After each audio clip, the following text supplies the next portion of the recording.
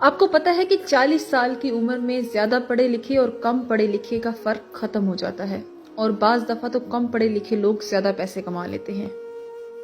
50 سال کی عمر میں بدصورتی اور خوبصورتی کا فرق ختم ہو جاتا ہے، اپنے دور کے سب سے خوبصورت لوگوں کے چہرے پر بھی چھریاں آنے لگتی ہیں۔ 60 سال کی عمر میں بڑے عہدے اور چھوٹے عہدے کا فرق ختم ہو جاتا ہے، کیونکہ ایک سر پھرے آفیسر کو دفتر کا چپڑاسی اور چوکیدار بھی سلام پیش نہیں کرتا۔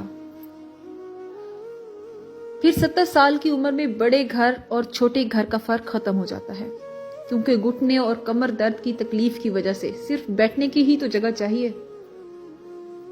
80 سال کی عمر میں پیسے کی قدر و قیمت ختم ہو جاتی ہے، کیونکہ اگر آپ کے اکاؤنٹ میں کروڑوں اور آپ کی جیب میں لاکھوں روپے بھی موجود ہوں تو آپ کون سا سکھ خرید لیں گے۔ 90 سال کی عمر میں سونا اور جاگنا ایک برابر ہو جاتا ہے، اگر جاگ بھی لوگے تو کون سا تیر مار لوگے۔